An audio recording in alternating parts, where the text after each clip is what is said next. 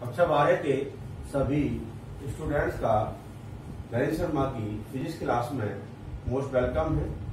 आज मैं नया चैप्टर जो कि इस वीडियो में मैं आपको नए चैप्टर की ओर लेके चलता हूं और चैप्टर का नाम है इलेक्ट्रिकल कंडक्शन। इलेक्ट्रिकल कंडक्शन जिसको हिंदी में हम वैद्युत चालन कहते हैं। तो सबसे पहले हम इलेक्ट्रिकल कंडक्शन को समझेंगे, आखिर वैद्युत चालन क्या होता है। देखिए, चार्ज पार्टिकल वन प्लेस से अनदर प्लेस की ओर ट्रांसफर होते हैं। This phenomena is called electric conduction. मतलब कि चार्ज पार्टिकल का एक वन प्लेस से अनदर प्लेस की ओर क्या ट्रांसफर होना क्या कहलाता है, आपका ये वैद्युत चालन कहलाता है। इसका मतलब है वैद्युत चालन का कि आवेशित कणों का, इलेक्ट्रिक चार्ज पार्टिकल, आवेशित कणों, चार्ज पार्टिकल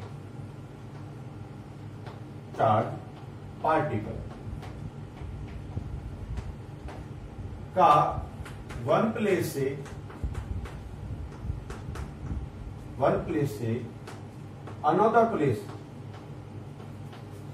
अनदर प्लेस की ओर ट्रांसफर वैद्युत चालन कहलाता है। वैद्युत चालन कहलाता है। क्या कहना चाहता है? The transfer of charge particle one place to another place is called electrical conduction. So what is meaning of electrical conduction?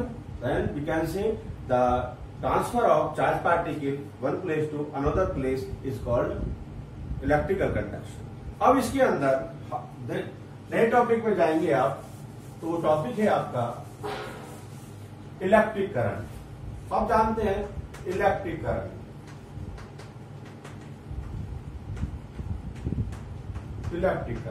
वैद्युत धारा कहते हैं हिंदी में, वैद्युत धारा।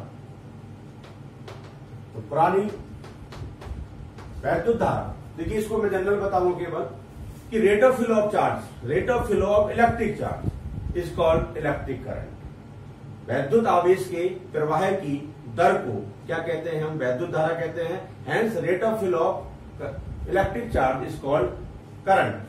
If I is equal to Q upon T, I is equal to Q upon T, कोई भी conductor है और अगर उसके अंदर स्मॉल टी टाइम में Q चार्ज फ्लो हो रहा है, then current flowing in the charge is I is equal to Q upon T। The SI unit of electric current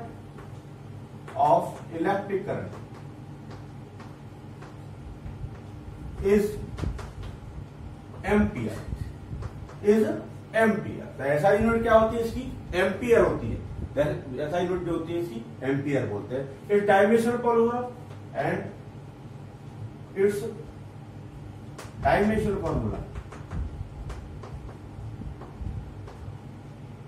is equal to A. Electric current is a scalar quantity. माना कि इसमें magnitude और direction दोनों होते हैं, फिर भी ये वेक्टर नहीं है, स्केलर है। वाई? क्यों?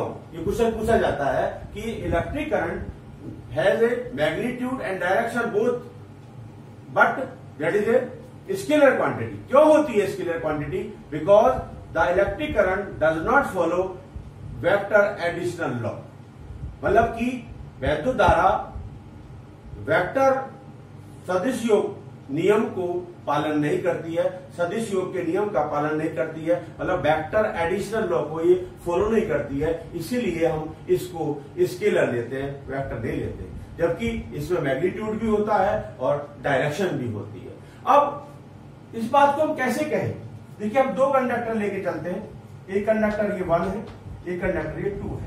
इसके अंदर करंट है 3 एम्पियर और इसके अंदर करंट आ रही है 4 एम्पियर। और ये जो दोनों कंडक्टर हैं ये 90 डिग्री पर है।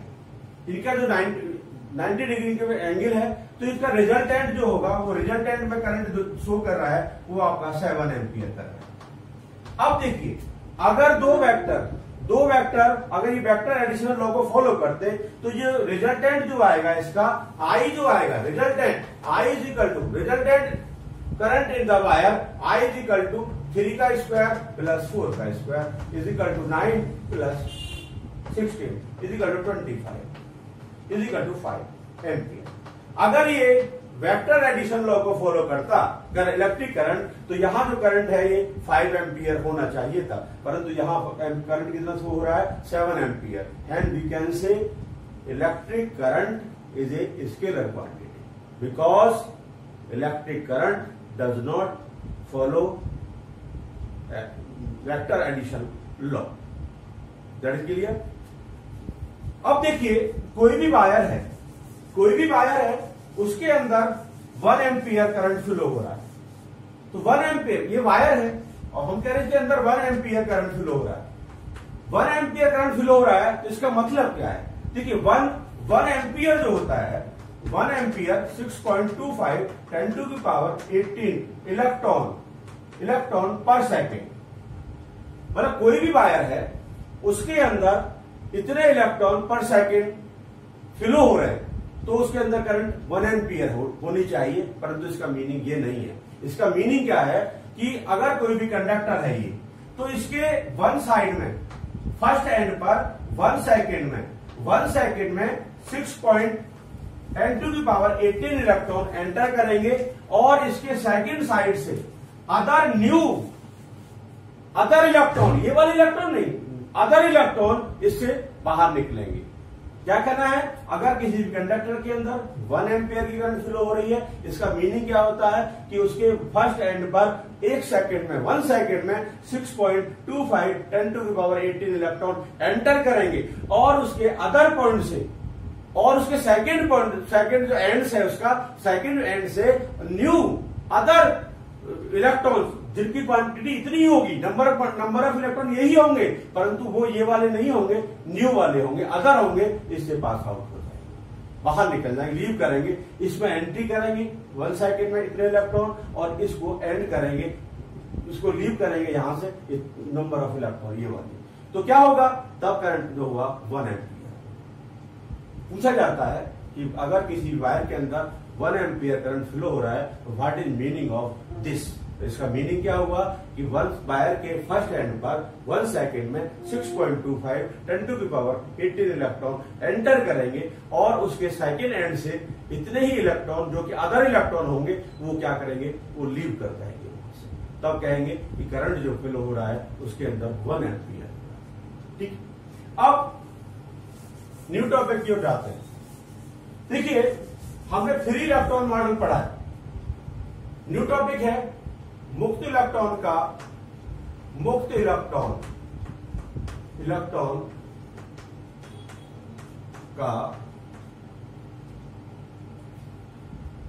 अनुगमन वेग, इसको अपवाह वेग ही कहते हैं। हिंदी की बात कर रहा हूं मैं अभी। अपवाह वेग मतलब कि ड्रिफ्ट वेलोसिटी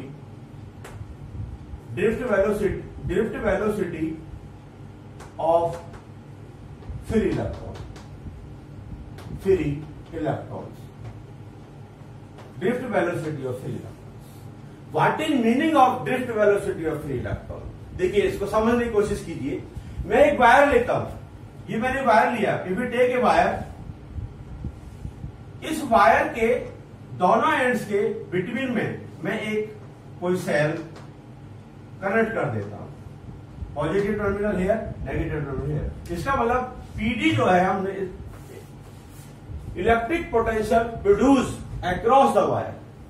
जब इलेक्ट्रिक पोटेंशियल प्रोड्यूस हो जाएगा अक्रॉस द वायर तो इसके अंदर इलेक्ट्रिक फील्ड एस्टेबलाइज हो जाएगा। तो इलेक्ट्रिक फील्ड की डायरेक्शन होगी वो पॉजिटिव से नेगेटिव होगी। देन इलेक्ट्रॉन्स, जो कौन से electron? Free electron move in the opposite direction of electric field with a constant velocity. This constant velocity is called drift velocity of free electron. It denoted by it denoted by VD. Drift velocity को किससे denote कर रहे हैं? VD से। ये VD से इसको denote किया जाता है। क्वेश्चन को समझ लीजिए दोबारा से कि what is meaning of drift velocity of free electron. हमने एक वायर लिया, वायर लेने के बाद में उसके एंड्स को बैटरी से कनेक्ट कर दिया। इसका मतलब इलेक्ट्रिक पोटेंशियल प्रोड्यूस हो गया उस वायर के दोनों पॉइंटों के बीच में, एंड्स के बीच में। तो इलेक्ट्रिक पोटेंशियल प्रोड्यूस होगा तो इलेक्ट्रिक फील्ड एस्टेबलाइज हो जाएगा उसके अंदर। तो उसके अंदर जो फ्री इलेक्ट्रॉन है वो क्या करेंगे, इलेक्ट्रिक फील्ड की अपोजिट डायरेक्शन में, और जो आपका वायर है उसके पैरेलल में एक कांस्टेंट स्पीड से, इलेक्ट्रिक फील्ड में एक कांस्टेंट स्पीड से मूव करेंगे। वो कांस्टेंट स्पीड जो होती है वो ड्रिफ्ट वेलोसिटी, कांस्टेंट वेलोसिटी जो होती है वो ड्रिफ्ट वेलोसिटी होती है। उसको हम वीडी से हम डिनोट करते हैं। इसकी जो न्यूमेरिकल वैल्यू होती है, इसका जो ऑर्डर होता है वो नियरली 10⁻⁴ मीटर पर सेकेंड होता है। इलेक्ट्रिक फील्ड के अंदर इलेक्ट्रिक इफेक्ट में इलेक्ट्रॉन्स, फ्री इलेक्ट्रॉन एक एवरेज स्पीड से, एवरेज वेलोसिटी से मूव करते हैं। उस एवरेज वेलोसिटी को हम क्या कहते हैं? Drift velocity. The average velocity of the free electron in electric effect is called drift velocity of free electron. Case क्या होता है मैंने आपको क्लियर करके बता दिया। अब ये ड्रिफ्ट वेलोसिटी हो गई, ठीक है, जिसको हम हिंदी में अनुगमन वेग, अपवाह वेग भी कहते हैं। तो हम क्लियर बोल सकते हैं कि अगर कोई भी वायर है, कोई भी कंडक्टर है, तो कंडक्टर के अंदर अगर इलेक्ट्रिक फील्ड प्रोड्यूस है तो इलेक्ट्रिक फील्ड के अंदर इलेक्ट्रिक इफेक्ट के थ्रू इलेक्ट्रॉन्स जो होते हैं वो एक कांस्टेंट वेलोसिटी से मूव करते हैं in the opposite direction of electric field. This constant velocity is called drift velocity. It denoted by Vt.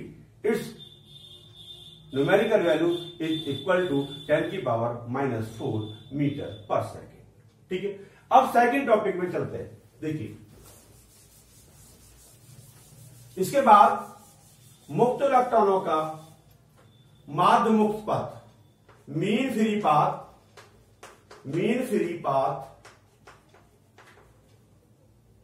of free electrons,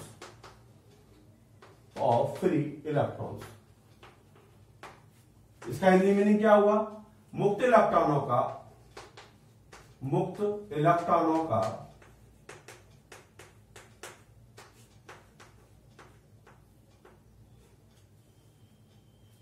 देखिए, मीन फ्री पाथ, माध्य मुक्त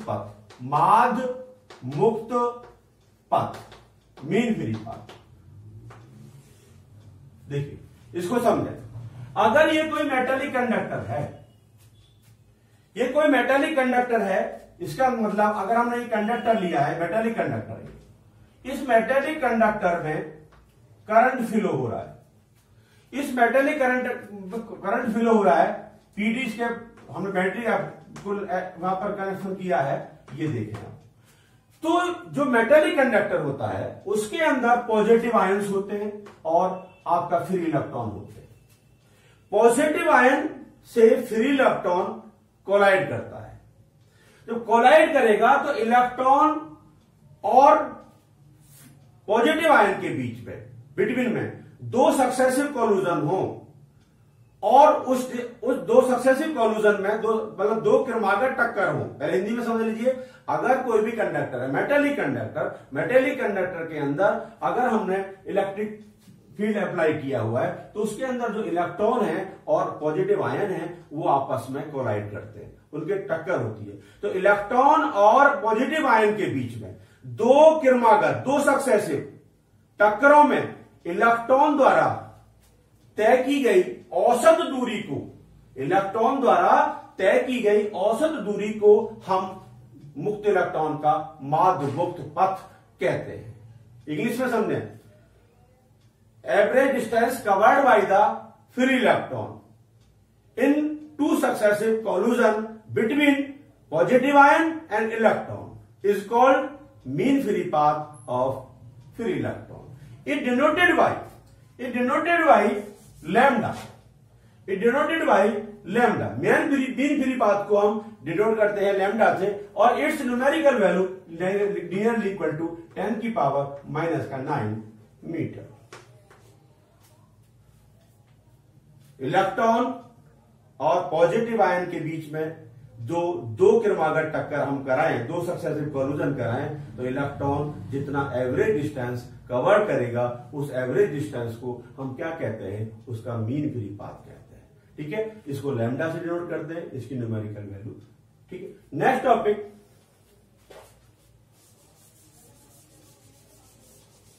relaxation time of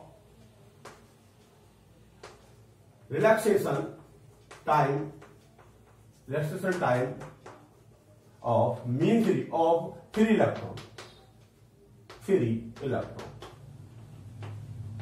relaxation time of free electron, इसका Hindi meaning है मुक्त electron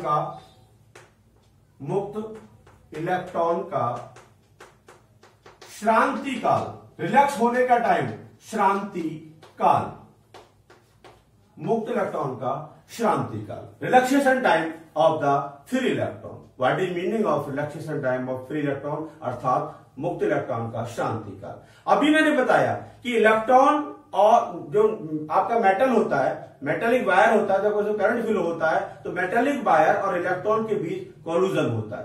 तो दो successive collision में जो डिस्टेंस कवर्ड किया जाता है वो बाय इलेक्ट्रॉन, वो तो कहलाता है उसका एवरेज डिस्टेंस होता है, वो क्या कहलाता है, उसका मीन फ्री पाथ कहलाता है। और यहां क्या है, टाइम, जो टाइम लगेगा, time taking to between two successive collision between positive ion and electron is called relaxation time of free electron. It denoted by tau, its numerical value is equal to 10 की power minus का 14 metre.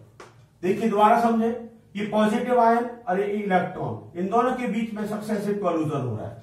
तो दो successive collision में जो time लगेगा आपको, time taking between two successive collision between electron and positive ion is called relaxation time of free electron. It's numerical value 10 की power minus का 14 मीटर नियरली। क्लियर?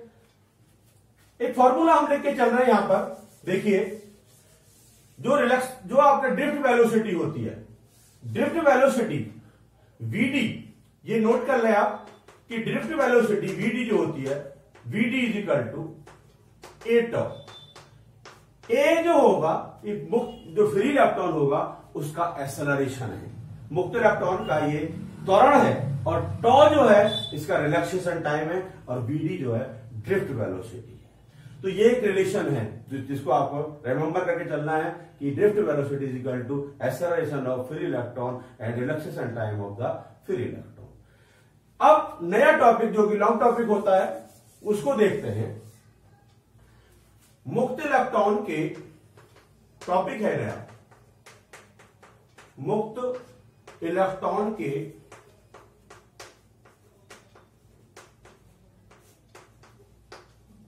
अनुगमन वेग वीडी तथा वैद्युत धारा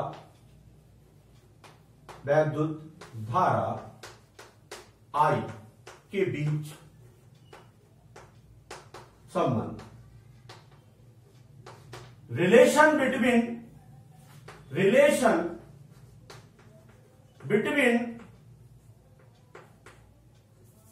V and I, relation between VD and I। Question है हमारा, what is the relation between drift velocity of free electron and electric current. तो इसको हम रिलेशन निकालना है हमके लिए, इसको एक फॉर्मूला ड्राइव होगा, वो कैसे होगा। Let us suppose a wire of length small है, let us suppose a wire of length small l and cross section area is capital A। Suppose कर रहे हैं, let us suppose a metallic wire of length small l and cross section area is capital A। When we applied electric potential V across the wire with the help of electric battery, then electric field stabilized in the conductor. The direction of electric field E, positive to negative. Then free electrons move with constant velocity Vd, which is a drift velocity. Drift velocity Vd. Let us suppose the current in a wire is I. Then I is equal to Q upon T. That is equation 1. Charge flow in small t time. Then electric current in the wire I is equal to Q upon T. Let us suppose the number of free electron in per unit volume in the wire. The number of free electron है, इसके अंदर जो free electrons होंगे ये free electron है, ये free electron है, free electron. ये free electron, number of free electron in unit volume, number of free electron in unit volume of the wire is small n. Let the number of